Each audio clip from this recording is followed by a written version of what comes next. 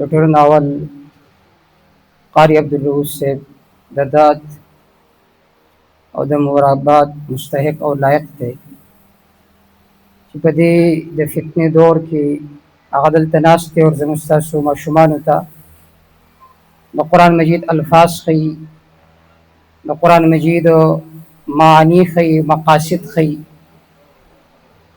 اور به د هغه ماشومانو مور او پلار د داد او د مبارکباد مستحق دي. د چا ماشومانو چې قرآن مجید په ناظره باندې یا په ترجمه باندې زده کړو. عزیزانو دا مختصر وخت دی، په دې مختصر وخت کې ستاسو د وړاندې یو څو خبرې به زه ذکر کول غواړم، لیکن کوشش پکار دی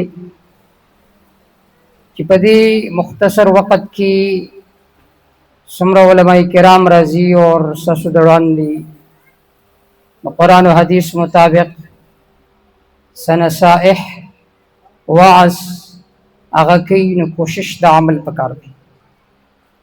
کوم آیت کریمه چې ما ستاسو د وړاندې لوستلې ده په هغې کې الله رب العزت وعده ذکر کړې ده د هغه خلکو دپاره چې چا په قرآن مجید باندې ایمان راوړو، خپل زندگی د قرآن او سنت مطابق کړه، الله تعالی به هغه ته په دنیا کې هم د اطمینان والا د سکون والا ژوند ورنصیب کی، او په آخرت کې به هم الله تعالی د دې لپاره د اطمینان او د سکون والا ژوند ورکړي.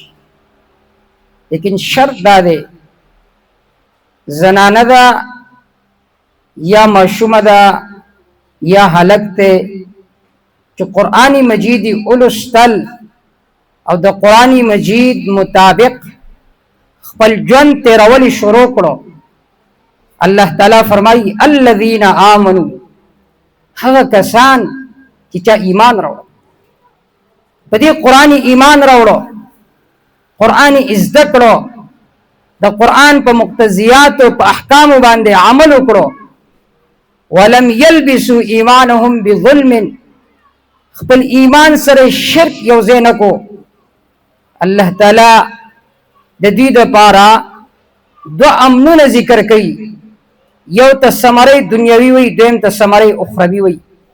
اولئک لهم الامن، ثمره اخروی دا ده چې دا کسان چا چې په قرآن باندې ایمان راوړی دی، چا چې په قرآن باندې عمل شروع کړی دی، د چا کوشش دا دی چې ورځ وي یا شپه وي، غم وي یا ښادي وي، خوشحالي وي یا غبي وي، هر وخت هر ساعت هر لمحه زبا په هغه خبر باندې عمل کوما کوم چې د قرآن سنت مطابق. دا نه چې غم راغی بې ایمان رستو، چې واده راغی بې ایمان رستو، چې خوشحالي راغله د الله او د الله رسول حکم رستو، نو دا سره د ته امن نه میلاوي، بلکې به زبان حال او به زبان قال به ماتا ویو، ځکه ماتا مسلمانان یو، نہیں ہو کسی کا تو کیوں ہو کسی کا، اسی کا اسی کا ہوا جا رہا ہو. زه په دې دنیا کې د چا هم نه یم، څوک وایي دا زما د تره زوی دی، څوک وایي دا زما ماما زوی دی، څوک وایي دا زما د ترور لور ده، څوک وایي دا زما د ماما لور ده. ها دا زما د ترور لور ده، زما د ماما لور ده، زما رشتہ دار ده، زما نه پرده کوي، زما نه ستر کوي. چې کله یو جنۍ یو هلک هغه واقعي ایمان راوړی وي د الله تعالی په احکاماتو باندې، نو هغه څه وایي چې کله د الله حکم راشي، که تره ناراضه کېږي ناراضه دي، پلار ناراضه کېږي ناراضه دي شي، رشتہ دار ناراضه کېږي ناراضه دي شي، لیکن زه د الله تعالی حکم پرېښودلو ته تیار دی. ہم ایسی لذتوں کو قابل لعنت سمجھتے ہیں کہ جس سے رب میرا اے لوگوں ناراض ہوتا. فقیه العصر مفتی رشید احمد لدھیانوی رحم الله فرمایل زمونږ دلته ناظم آباد کې یو زنانه وه، هغې سره به لور راتله، اتوار پر ورځ باندې به اصلاحي بیان کېده، نو هغې به بیان واورېد، موریم بیان اوریدو لوریم بیان اوریدو نو الله تعالی دا لور په زندگی کې داسې انقلاب پیدا کو کور ته تر زیراغه شرعي پردا ماما زیراغه شرعي پردا ترور زیراغه شرعي پردا مور ورته وای چې دا ټول خلق به زمونږ ناراضه کی تا خو سره رحمه ختم کړه هغه ورته سوې هغه ورته وی چې هر هغه کار چې پاغه باندې الله ناراضه کیږي کاغه د ترز وی کاغه د ماماز وی کاغه بلی دا رشتي صرف دنیا پوری دي اخرت کې هم فائدہ راکړي لیکن چې کله د دې رشتو د وجنا د الله تعالی حکم ته پرېږ دی هغه ورته په زبان حال او په زبان قال وی نہیں ہو کسی کا تو کیوں ہو کسی کا اسی کا ہوا جا رہا ہو زده چام نیما زده چایما پر الله تعالی د حکم مطابق پسدم تیرو په دې قبر کې به هیڅ پکار باندې ناراض په دې قبر کې ماته ته زمستا عمل پکار راس په عالم برزخ کې هیڅ رشتہ پکار ناراضي يوم لا ينفع مال ولا بنون الا من اتى الله بقلب سليم الله فرمایي دا د صرف واسطه چې په دې روز باندې وا مال فائدہ نه راکړي اولاد به فائدہ نه راکړي ها هر هغه کس چې هغه الله تعالی تراغه په جوړ زسره نو دا عمل به ته فائدہ ورکړي دا عمل به ته فائدہ ورکړي نو په دې فانی ژوند کې چې چا ایمان راوړو د الله تعالی احکامات په زړه سره عمل نو الله فرمایي د دې لپاره به امن وي د دې لپاره به د آخرت خوشاله دي حدیث پاک کی راځي کله چې یو مسلمان یو مؤمن بندا داغه فرشتي روح علي نن زمانه کې د مرګ تذکرہ کوي خلک وای تا خو محفل خراب کوي تاسو تذکرہ دی وکړه چې ما ته بمړ کېږم حال دار نبی صلی الله علیه وسلم سے فرمایي اکثروا ذکر هذه اللذات الموت هغه شی په کثرت سره یادوي چې هغه زما ستاسو لذتونه ختم شي هغه زما ستاسو خوشاله به ختم کی دا غي تذکرہ بار بار کوي یو سالک وي ستنقلك المنايا عن ديارك ويبدي لك الرداء دارا بدارك وتترك ما غنيت به زمانا وتنقل من غناك الى افتقارك ودود القبر في عينيك ترعى وترعى عين غيرك في ديارك انسانا هلك لا مراقبه کوا ستنقلك المنايا عن ديارك دا مرګ بتا ساده دي کورنه منتقل زمو استاد په دې محله کې بس سمرا سړیو سمره زنانه وو نن پای کې یو هم نشته دي ولې دا خیال لاو چې موږ به در زرمړ کیو ستنقلك المنايا عن ديارك دا مرګ بتا د دې کورنه منتقل کی ويبدي لك الرداء دارا بدارك د دې کور په ځای باندې با تا ته بل کور راکړش وتترك ما غنيت به زمانا وتنقل من غناك الى افتقارك هغه ځای چې تا په کې ډېر وخت تیر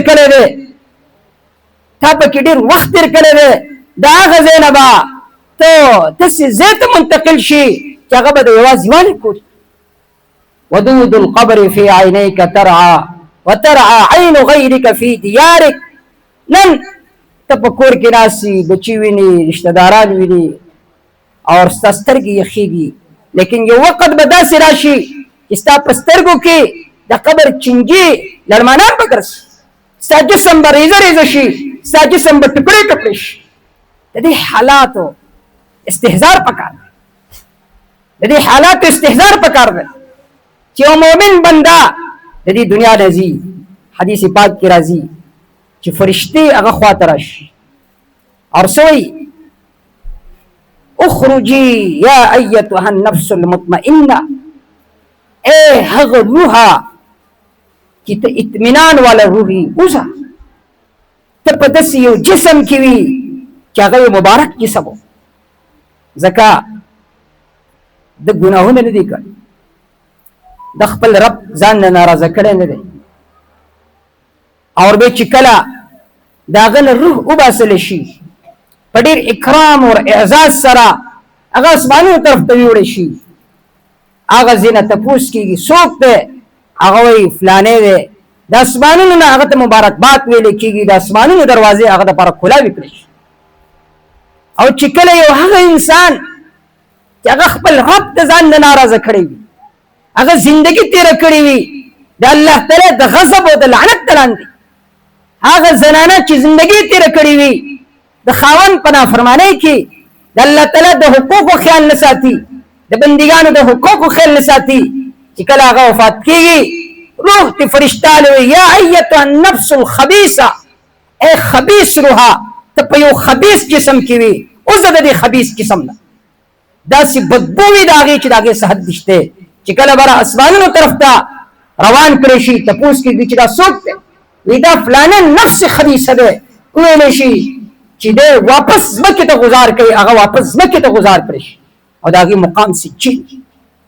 موږ تاسو څه غواړو چې زموږ ستاسو شمار په هغه خلکو کې شي چې هغه نفوس مطمئنه دي، چې د هغې په باره کې الله څه وایي یا ایتها النفس المطمئنه ارجعي الى ربك راضيه مرضيه فادخلي في عبادي وادخلي جنتي. الله به فرمایي یا ایتها النفس المطمئنه، ای هغه نفس چې هغه نفس مطمئنه ده، هغه خپل زندگی د قرآن و سنت مطابق تیره کړې، هغه کار یې نه دی کړ چې هغه د الله تعالی د نافرمانۍ کار دی، هغې ته به وویلی شي ای نفس مطمئنه ارجعي الى ربك راضيه مرضيه، واپس شه خپل رب طرف ته په داسې حال کې چې ته هم راضي الله هم د تا نه راضي شوی دی. فادخلي في عبادي وادخلي جنتي، زما په نیکانو بندگانو کې شامل شه، نیکانو بندگانو صحبت پتا ته اختیاریږي اور زما په باغات او جنت کې داخل شي. دا بشارتونه بچا د پاره الذين آمنوا، هغه کسانو لپاره چې چا ایمان راوړی، چې چا ایمان راوړی اور ولم يلبسوا ایمانهم بظلم، خپل ایمان سره شرک نه یوځي. د ټولو نه اول حق الله، د حقوق الله خیال ساتل، دویم نمبر باندې حقوق العباد، د حقوق العباد خیال ساتل. نن زموږ ستاسو په کورونو کې زموږ ستاسو زنانه د الله د حقوقو کوتاهي پکې موجود ده، د 5 وخت د منځ اهتمام نه وي اور د حقوق العباد کوتاهي موجود، د بندګانو حقوق هم موږ ته نه ادا. حال دا دی نیکان بندگان چاته ویل کی د جنت قافله کومه یو ده ان الابرار لفی نعیم. الله فرمای نیکان دا په نعمتونو کې وي. حسن بصری رحم الله عظیم تابعی دی، هغه فرمای ابرار چاته ویل کیږي الذين لا يؤذون الذره ولا يرضون الشر. ابرار هغه چاته وي انسانان خلا غټه خبره ده، هغه می ګوتم تکلیف نه رسي اور د ګناه په کار باندې هغه چې خوشاله کیږي. انسانان خلا غټه خبره او اشرف المخلوقات هغه ته تکلیف نه رسي، لیکن نیکان بندگان هغه حیوانات ته تکلیف نه رسي. حیوانات حدیث پاک کی راځي یو زنانه وا بدکار زنانه پلار باندې روانه وا، د کوی په غاړه باندې یو سپیو او ډیر د تندې د وجنا هغه جبا کولا وکړې وا اور زمکه سره رګړاولا التا ډول ونه رسۍ ونه چې وبای د ډول په ذریعه سره راغسته د سپیته ور کړې.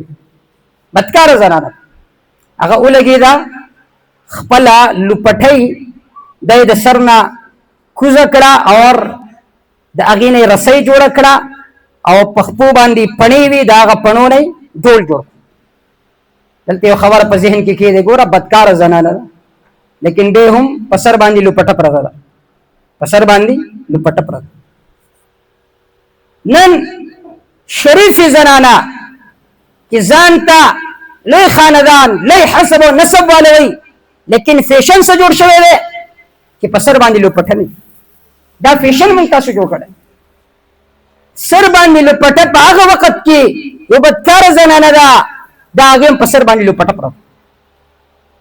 نن زموږ تاسو په کورونو کې د پردې اهتمام نشته، کپڑے سرنګي پکار دي، لباس او پوشاک سرنګي پکار دی.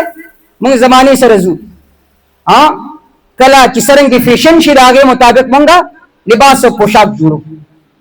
حال دا د لباس هغه چې د هغه دو فائدې دي. یو دا قد انزلنا علیکم لباس یواری سواتکم چې تاسو جسم په پټي داسې لباس چې هغه نری او دا غینه جسم بهر په نظر راځي، دا خو لباس نه دی. هغه لباس چې هغه دومره تنګ وي چې د جسم هر ساخ په نظر باندې راځي، هغه ته لباس نه ویل. لباس داسې پکار دی چې ستا جسم پټ او دویم دا دی وریشا سبب د زینت. نو کمی خویندې میندې چې هغوی باقاعده بیانونه اوري او دا سوچ دی، دا فکر دی چې زه جنتي زنانه جوړ شم اور ما د پاره په دنیا او آخرت کې امن شي، اطمینان زندگی الله ما ترا کی. نو به د پردې خیال ساتي، د پردې اهتمام وساتي. په پرده کې زنانه ښایسته ښکارېږي، بې پردګي څه شی دی؟ پای سره زنانه بد ښکارېږي، زنانه په پرده کې ښایسته ښکارېږي. بهرحال دې زنانه خپل دا پڼه وباسله او په دې کې اوبه راواغستې، د کوهي نه د سپي ته یې ورکړې، د هغه سپي تنده ختمه شوه. حدیث پاک کې راځي الله تعالی د دې عمل د وجې نه د دې زنانه مغفرت نصیب کړي. یو حیوان دی سپی، مونږ تاسو چې ووینو ګټه والله پرېږدو، کورې ورته وي، هغه تږی شوی دی اور هغې ته یې اوبه ورکړي. الله د دې معمولي عمل د وجې نه د هغې مغفرت نصیب. الله د مغفرت بهانې لټوي، زموږ ستاسو د مغفرت الله تعالی بهانې لټوي، خو شرط دا دی چې مونږ الله تعالی طرف ته توجه وکړو. یو حدیث پاک کې راځي چې یو زنانه ده یو پیشو یې تړلې ده، نه پرېږدي چې هغه د ځمکې ګیا وخوري او نه په خپله وله سره وړي او د هغې د وجې نه هغه مړه شوه. حدیث پاک کې راځي چې الله تعالی د دې عمل د وجې نه هغه زنانه جهنم ته داخله. عمل یو دی، د یو حیوان سره ښه سلوک کړی د هغې د وجې نه الله یو زنانه جنت ته داخلوي، اور بلې زنانه یو حیوان سره بد سلوک کړی دی الله تعالی د هغې د وجې نه هغه زنانه جهنم ته داخلوي.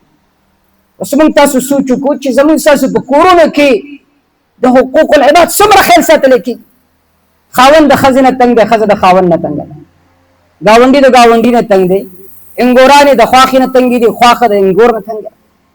او موږ ځان ته څه وو چې موږ خو بلکل سترګې زما ستا پټېږي او سیده جنت ته به داخلي کړو.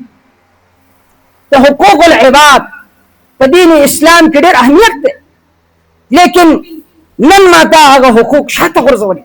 حدیث پاک کې راځي د نبي صلی الله علیه وسلم وړاندې د یو زنانه تذکره وشوه چې فلانې زنانه ده، نوافل هم ډېر کوي، نفلي روژې هم ډېرې نه وي، صدقې هم ډېرې کوي، لیکن ولا توزي جیرانه بلسانها، د هغې د ژبې نه د هغې ګاونډي محفوظ نه دی.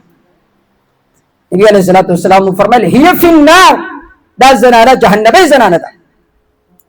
د بلې زنانه تذکره وشوه یا رسول الله هغه صرف فرض منځ کوي، صرف فرض روژې نه وي، صرف د کوچو په مقدار باندې لږه صدقه کوي، لیکن ولا توزي جیرانه بلسانها، د هغې د ژبې نه ګاونډي هغه ته تکلیف نه رسي. نبي صلی الله علیه وسلم فرمایل هي فی الجنه، دا زنانه جنتي زنانه ده.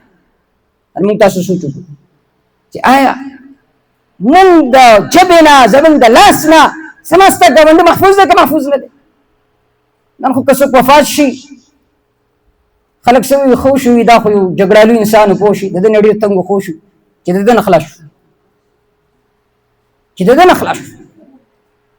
حدیث پاک کې راځي نبی صلی الله علیه وسلم فرمایي والله لا یؤمن، والله لا یؤمن، والله لا یؤمن.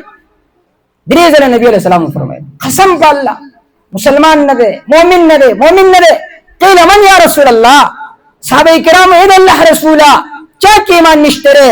نبی صلی الله علیه وسلم فرمایي الذي لا يامن جاره بوائقه، هغه انسان مسلمان نه دی چې د هغه د ژبې نه د هغه د لاس نه خپل ګاونډي محفوظ نه دی. دا سړی مسلمان نشي کېدی.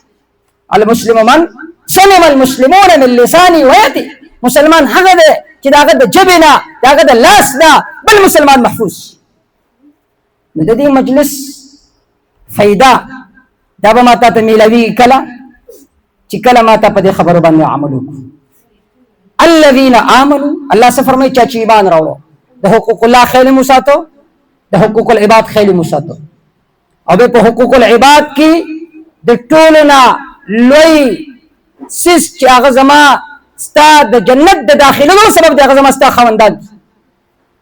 خلک څه کوي فلاني وظیفو کوم چې جنت ته داخله شم، فلاني حکم چې دا چلو شي. د ټول نه بهترین وظیفه هغه سره ستا خاوند ستا په کور کې دی، هغه ته لپاره جنت هم دی جهنم هم دی. دې راضي کا چې دې راضي کو الله تعالی به جنت ته داخلي.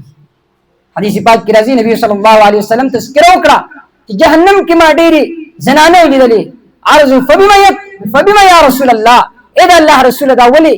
نبی علیہ السلام فرمایل جهنم کې دی ولې زیاتې په کثرت سره یکفرن العشیره ويکفرن اللعن. یکفرن العشیره د خاوندانو ناشکری. یو زنانه داسې وي خاوند به سره ډېر ښه سلوک کوي. یو ورځ به چېرته داسې یو ځای کې به کوژدنې ماله دلته جوړه پکار ده، ځکه دا مخکې جوړه خو ما پلانې کوژدنې کې وړې وه. خاوند ورته وي غریبي ده پوه شي، 1000 روپۍ زما د ورځې دیاړي ده او تاله زه میاشت په میاشت 5-6 هزار روپۍ باندې جوړالم، د اوړو تر اوړه ځانه به 5000 روپۍ ده، دا خو نه کېږي.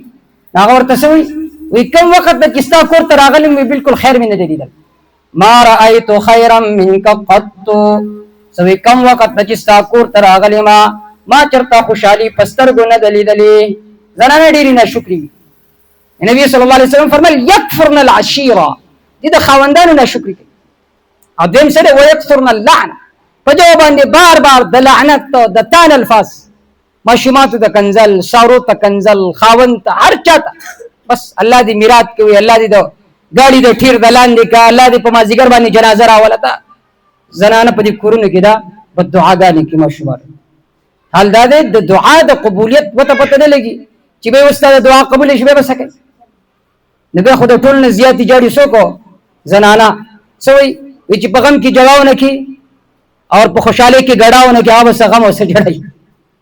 نو به مونږه غم کې کور مو خګر مو په جړا باندې په خاده کې په ډانس او په رقص باندې او زمانه کې قسمه MP3 لګولې پوښیو صحیح دا ډیګوري راوړي او غانه بجانه وي که څوک ورته وی چې وای دا کارما کوه نو سوي دا خو واده نه جبای کی رقص او ډانس نشي. هغه واده نه جبای کی رقص او ډانس نشي. نبی صلی الله علیه وسلم فرمای یکفرن العشیره ويکفرن اللعن. د دې وجنه دا زنانا دا په جهنم کې په کثرت سره، لیکن کمی زنانا چې هغه واقعي ایمان راوړو، واقعي ایمان چې په غم کې په خوشاله کې د الله تعالی د حکم مطابق ژوند تیری، د الله تعالی د حکم مطابق دا نه چرته بازار تلاړ لپټه گزاره کړ پوښي دا ټول خلک به پردوی سره ګرځي زمم ګرځم نه بلکہ جہاں جاتے ہیں ہم تیرا فسانہ چھیڑ دیتے ہیں، کوئی محفل ہو تیرا رنگ محفل دیکھ لیتے ہیں. ہر ذکی اگوی زبر پردی کوشش کو با زباد اللہ تعالی دا احکام مطابق دن تیرو ما. اللہ فرمائی الذین آمنوا ولم يلبسوا ایمانهم بظلم، اگر کسان چې ایمان راوړو خپل ایمان سره شرک یو ځای نه کو نو الله د دې لپاره د خوشاله نه بیانې. یو ته ویل کېږي ثمر اخروی اولئک لهم الامن، الله فرمایي دي خلکو لپاره امن ده، په آخرت کې به جهنم د اور د محفوظ وي او حکم دنیوي دار وهم مهتدون. دا کسان په هدایت باندې، دا کسان د دنیا په اعتبار سره په هدایت باندې الله تعالی با دیتا د ایمان د وجیرا د قرآن د وجینا الله به د هر قسم مصیبتونو نه د هر قسم پریشانیونو نه محفوظ وساتي.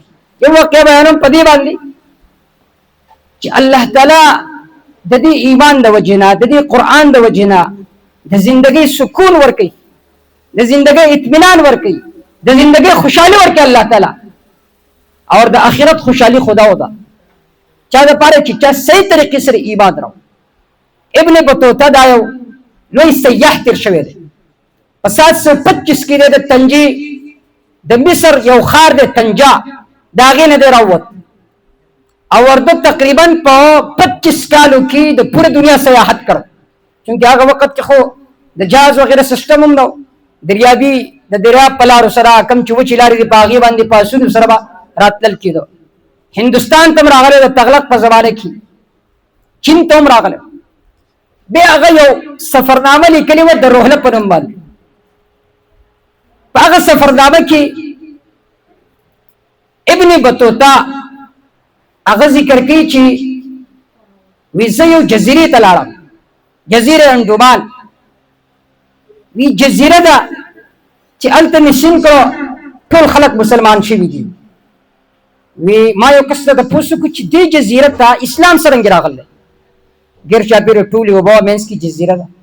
دا خلک څرنګه مسلمانان شوي؟ هغوی ما ته وویل چې ته لاړ شه فلاني قاضي دی هغه سره ملاقات وکړه، هغه به تا ته پوره تفصیلي واقعه بیان کړي چې دلته د اسلام څرنګه راغلی. دی وایي چې زه لاړم هغه نه مې تپوس وکړي چې د اسلام دلته څرنګه راغلی. نو هغه ما ته وفرمایل چې اصل کې زمونږ یو رواج و، هغه دا و چې کله به د میاشتې اول تاریخ و نو مونږ به یوه پیغله جنۍ هغه به مونږه کالي وغیره به پرې واچول، ډولۍ کې به کېنوله، د دریاب غاړې ته به بوتله، او سهار باندې به چې مونږ راغلو نو د هغې هډوکي به مونږ راټول کړو، او که دا عمل به مونږ نه کړو نو زمونږ په جزیرې باندې به اور لګېده، اور به لګېده زمونږ په جزیرې باندې. وی د عربو یو قافله راغلې وه، تجارتي قافله، پای کې یو نوجوان و شیخ عبدالله د هغه نوم و. هغه روانو په لاره باندې یو بوډۍ زنانې ولیدل، هغې ژړل. هغه زنانې ته وي ته ولې ژاړئ؟ وي زه ځکه ژاړم چې نن زما د لور نمبر دی، زما صرف یو لور ده، نن به خلک هغه بوځي د دریاب غاړې ته، سهار به مونږ د هغې هډوکې راټولوو.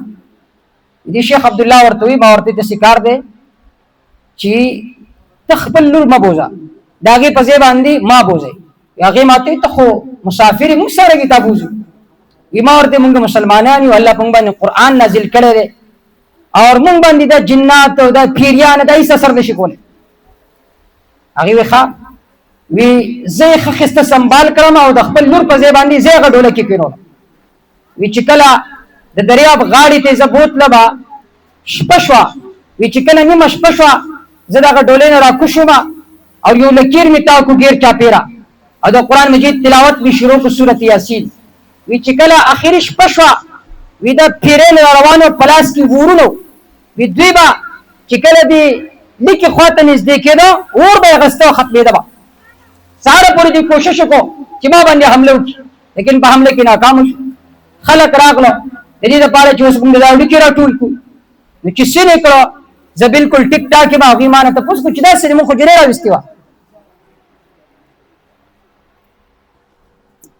وی ما ورته واقعه بیان کړه چې موږ مسلمانان یو، الله تعالی په موږ باندې داسې قرآن رالیږلی دی چې کله انسان هغه لولي هېڅ جادو، هېڅ منتر، هېڅ جنات، هېڅ پیرې دا په انسان باندې هېڅ اثر نشي کولی. نن تاسو ګورئ هر کور کې دوه مجنې څه وایي ما باندې جادو شوی دی، ما باندې پیریان راغلي دي. هېڅ جادو هېڅ پیرې تا باندې اثر نشي کولی. شرط دا دی چې ما ته قرآن لولو، سورة الفلق، سورة الناس، سورة البقره دا لولو، په اوبه پیدم کوو، په خپل کور کې چړکاوو، هېڅ یو شی به ما تا باندې اثر نشي کولی. ما ورته پوره واقعه بیان کړه. وی بادشاه له زه هغوی بوتلم، بادشاه ما ته ووي راتلونکې میاشت له ته ایثار شه، که بیته محفوظ پاتې شي موږ ټول جزیره به ایمان راوړو، ټول اهلي جزیره به ایمان راوړو. وی راتلونکې میاشت ته چې زه هلته پاتې شوم هغوی به یې زه ښه ښایسته سنبال کړم او دریاب غاړې ته بوتلم. چې کله شپه شوه وی زه د ډولۍ نه کوز شوم او یو لیکې مې تاو کړه او د قرآن تلاوت مې شروع کړو. وی چې کله شپه ګرمه شوه او سهار وختي ته نږدې ټایم د دې پیریانو کوشش وکړو په ما باندې د حملې کولو، خو چې دې لیکې ته به نږدې راتلو په شا به تله اور به یې اخیست. وی چې کله سهار وختي شو وی دې چغې وکړې، چغې کړې، وی شیخ عبدالله جزیره دې زموږ نه راازاده کړه. وی چې ساره کسان راغلو زه ټیک ټاک وم، وی هغوی زه بوتلم، زما په لاس باندې ایمان راوړو. بیا هغه بادشاه هلته جومات جوړ کړو د شیخ عبدالله په نوم باندې. نو دا قرآن مجید داسې کتاب دی چې په دې سره د هر قسم د پریشانیانو نه نجات به ماته ته میلاوي. په دې دنیا کې به هم ماته خوشحالي او پس د مرګ نه کومه چې ابدالاباد همیشه ژوند دی، د برزخ ژوند دی، هغه ژوند هغه به زما ستا د خوشحالو ژوند وي. خو شرط سره شرط دا دی چې موږ په قرآن مجید باندې ایمان راوړو. په قرآن مجید باندې ایمان دا دی د قرآن الفاظ، معانی، مقاصد زده کول، د حقوق الله خیال ساتل، پنځه وخت د مونځ اهتمام کول، د حقوق العباد خیال ساتل. حقوق العباد کې د ټول نه اول نمبر باندې ستا خاوند دی. حقوق العباد کې د ټول نه اول ستا مور او پلار دي، د هغوی خیال به ساتي، د هغوی خیال به ساتي، د مور او پلار خیال به ساتي. خپل خاوند به ازاري کوي نه. بعضې زنانه داسې وي چې هغه خاوند ته داسې خبرې کوي چې هغه مور ته جواب ورکړي، هغه پلار ته جواب ورکړي. خپل خاوند به خپل پلار ته نه ورکوي، بلکې که ستا خاوند جهالت کوي هغه ته به ښوونه کوي چې خپل مور قدر کوه، خپل پلار احترام کوه. مخکې یو ډاکټر واقع بیانوله، وی په یو هسپټل کې زه وم یو مریض راوستلی شو، وی هغه مریض داسې جړل، داسې چغې وباسلې لکه سپی چې چغې وباسي. وی د هغه چغو د لاسه یو مریض هغه واټ پرېښود، هغه واټ خالي شو. وی زه لاړم، مشر سړی و ورسره ماتې تپوس وکړو چې بایجان دا کس چې دی دا ستا زوی دی څوک دی؟ تکلیف خو هر چا باندې، لیکن دی داسې اواز وباسي لکه د سپي په شانتې اواز وباسي. دا ولې؟ هغه ماته وی چھوڑ دو ډاکټر صاحب، د دې اوږده کهاني ده.